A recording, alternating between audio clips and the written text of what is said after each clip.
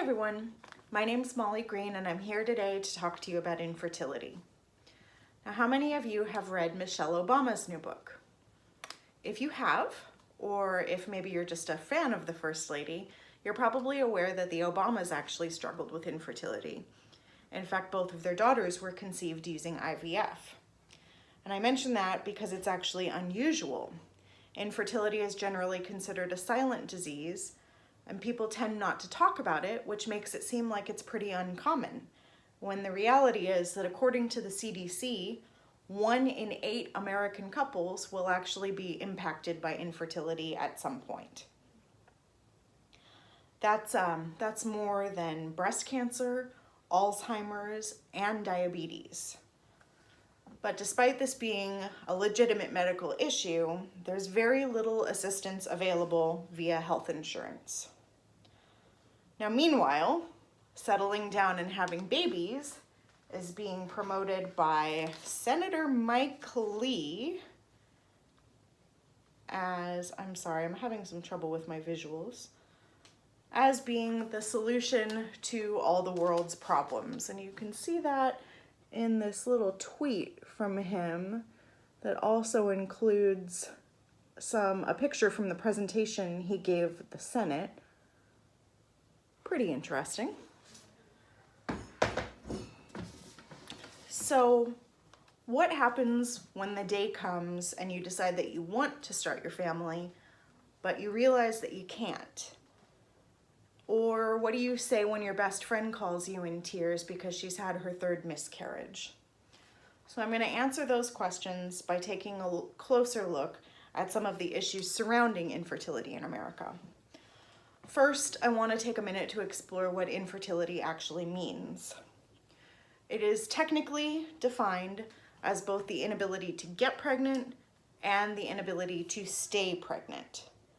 And the issue goes well beyond the typical advice that some couples will be given to just relax and it'll happen, or stop trying and it'll happen, or even worse, adopt a baby and then you'll get pregnant. It doesn't really work like that.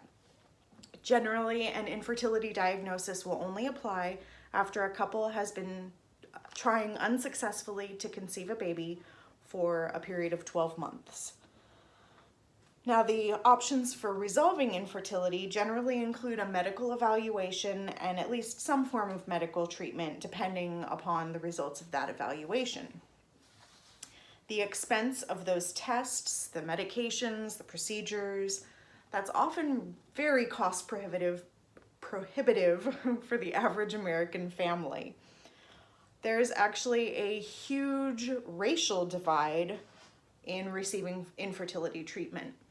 About 12% of white women have reported that they or their partners have undergone treatment for infertility, whereas only 3% of Black women and 5% of Hispanic women report the same.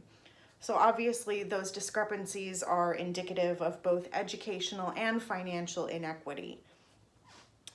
That said, the cost of fertility treatments like IVF are exorbitant, and many families they can't make that kind of financial commitment for something that only has a 50% chance of success. And those odds actually decrease to 39% if you're over 35 when you start IVF. That's probably why Michelle Obama mentions that she felt the need to start IVF when she was 34. And that is this quote here from Mrs. Obama, who says, "I felt like I failed because I didn't know how common miscarriages were because we don't talk about them. We sit in our own pain thinking that somehow we're broken. I realized that as I was 34 and 35, we had to do IVF." And there she is talking about her experience. So, since I mentioned the costs, you're probably wondering, what about health insurance? That's another visual we have here for you. These are the states that currently require some form of coverage for infertility in terms of health insurance. And of those 15 states, there are currently only 8 of them who are required to offer coverage for IVF. Since the Obamas have become sort of an unofficial poster couple for IVF, you may be surprised to learn that the Affordable Care Act, which was sponsored by former President Obama, actually does not include any accommodation for infertility services. That all means that about 63% of American women will pay for IVF completely out of pocket. So what does that look like?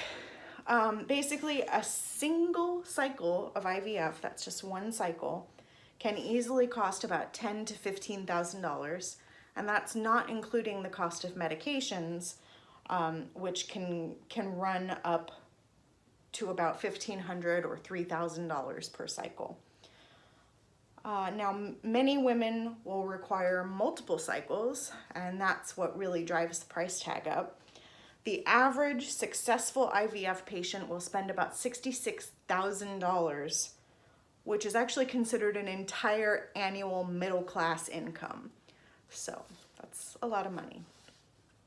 Now, we all know that finances can be incredibly stressful, so let's look at the psychological impact of infertility. Parenthood is seen and promoted as a major life transition for both men and for women. For individuals who have always assumed that they'd be parents someday, being handed an infertility diagnosis can be absolutely devastating. That alone is enough reason for infertility to be linked with increases in depression, stress, and anxiety. But treatment for infertility, the treatment itself, causes psychological issues as well. Women are often bombarded with hormones like estrogen and progesterone at levels that their bodies are just unaccustomed to, and it can wreak havoc on their mental health. Absolute havoc, let me tell you. Beyond that, the treatment itself is intense in a way that's pretty hard to imagine if you've never been there before.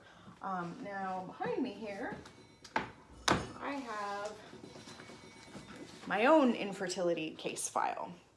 And this contains medical records, contracts, important paperwork, you name it, everything from our 2-year battle to conceive our daughter, who is now 3. So yay, happy ending. But basically you can see that's a lot. It's a lot for a person to handle.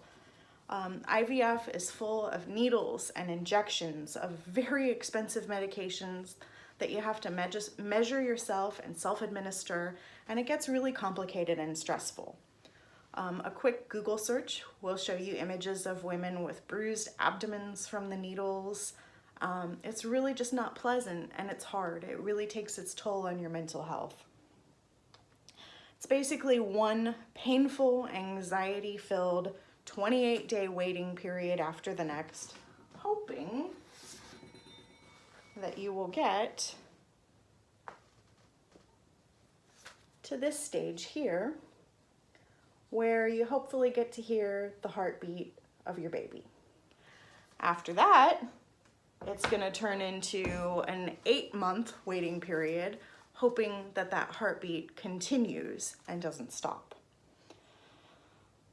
So really, is that any surprise that it takes its toll on a couple's mental health? I don't think it is. Basically, couples facing infertility really need help in the form of education, financing, and most importantly, emotional support. We need to pay attention to infertility because there's absolutely no reason for this to be considered a silent disease. We need to talk about it. Thank you.